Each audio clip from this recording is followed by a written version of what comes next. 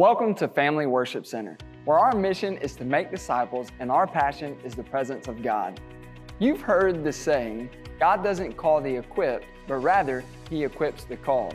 In today's video, Pastor Shawn talks about God's gifting from birth and how we seek His face to grow in that gifting for whatever lies before us. Before we continue, make sure to like this video, subscribe to our channel for more uplifting content, and if you're in the Central Florida area, we'd love to see you right here on Sunday for our 9 or 11 a.m. services. Let's dive in. Was Solomon wise before he asked for wisdom? Yes, he actually was. We see this in 1 Kings chapter 2 and verse 6. David says to him, "Act therefore according to your wisdom." Verse 9, "For you are a wise man." David wasn't just manifesting this. He wasn't just saying something that wasn't. It was that God loved Solomon when he was in the womb of his mother, and he gifted him with wisdom to lead the people of Israel. David saw that in his son. People around saw that in Solomon, but he was promoted to a place that the wisdom that God had already gifted him with was not enough, and it was the humility of Solomon recognizing he was awesome, but he wasn't that awesome. And he needed more of God's grace upon his life to carry out what God had him to do. This is a lesson for every single one of us, because all of us, we have been gifted to do something supernaturally that advances the kingdom of God. And we sometimes in our conversation, we have said things like, God does not call the equipped, but rather He equips the called. And it's actually both. Before Solomon ever asked for wisdom, God gifted him with wisdom in his mother's womb. But the wisdom that he was given needed to continually be dependent on God. So when God kept promoting him into that place where he would now be in the fullness of what God had for him, now he recognizes, oh, wait a minute, I might be wise, but I'm not that wise. So he's totally dependent on God. This should be all of us. Look, I don't want you to think that you're supposed to just go pick something to do that you're terrible at. And then, well, God will just equip me. No, God's already equipped you to do something that you can do well with excellence. And when you use your gift that you do with excellence, you're gonna get promoted. But the thing is, you're gonna get promoted to a place where the wisdom that you have isn't enough. But if you just depend on what you have, you won't succeed in the place where God puts you. So when He gets you to the place where He puts you, you have to ask Him for more of what He already gave you so that you are as dependent on Him to give you more of what He already gave you. Because you didn't do any of this by yourself. None of us did any of this by ourselves, but God gifts us and advances us, and we lean on Him for more. This is exactly what Solomon is seeing in this moment. I have wisdom, but I don't have enough wisdom. And God answered him.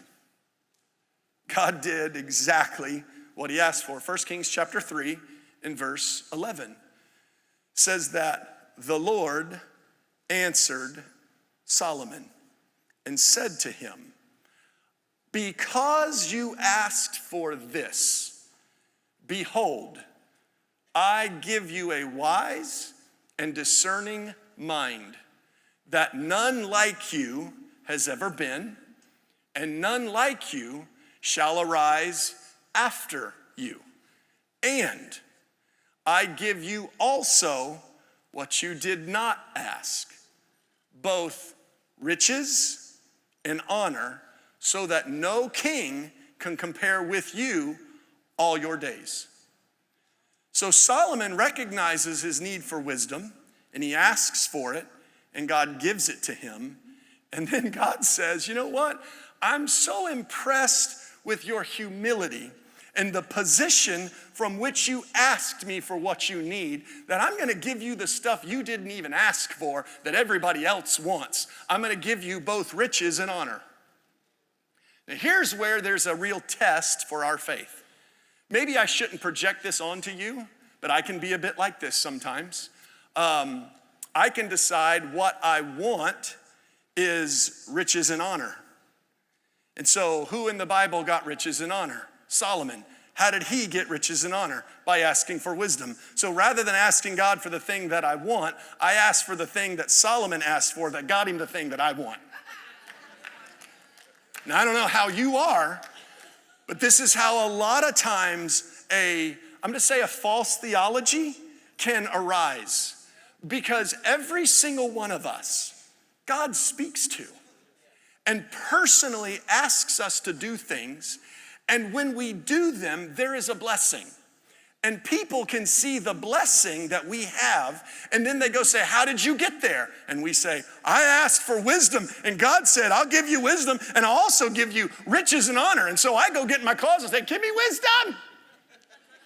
But what I really want is this.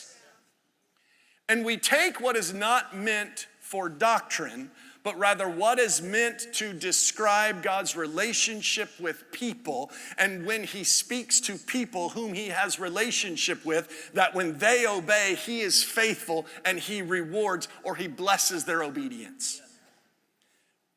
But that isn't an archetype for what we should do, in the sense that if I want riches and honor, ask for wisdom. Or let's take Naaman. There was a guy who was a commander in the Syrian army, and he had leprosy. And he was just very frustrated by this, and it was debilitating. And he had a servant in the house, and she said, hey, from my homeland, there is a prophet, and I believe he can call upon the name of the Lord, and he'll heal you. And so Naaman, with his whole delegation of people, he goes down to the prophet.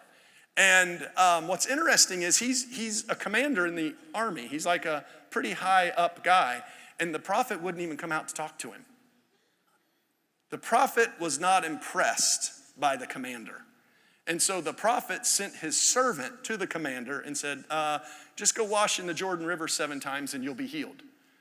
Well, the commander was very frustrated by this. He said, why won't he even come out to see me? And why would I wash in the Jordan River? I could go to Damascus. Every river in Damascus is cleaner than the Jordan River. Why would I go there? I'm not a behavioral expert, but it seems like maybe the commander had a pride issue. Seems like there could be a little bit of pride there. And God was going to heal him, but there had to be the putting down of pride. So he had to go obey and get in the Jordan River, a dirty river, 7 times and be healed.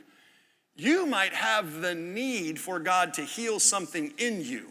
And so you just go look for somebody God healed, and they just went and dipped in the river 7 times and they were healed. So you go look for the dirtiest river you can find and you go get in it 7 times. And by the way, there's a whole bunch of books that will tell you how to do this. 7 ways to do that, 8 ways to do that, 9 ways to do that. Their personal experience, they've turned into a doctrine for you. The problem is the only person getting anything out of this is them, because they sold you a book.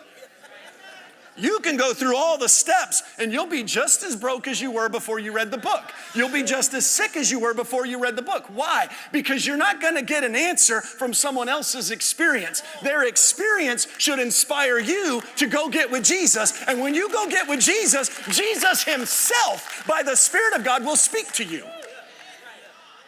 So Solomon, the example is that if you will humble yourself before God and ask him, he will answer you. But that takes time, and that takes relationship. And so in this moment, God answers Solomon, and it should be an example for us to sit down and ask God.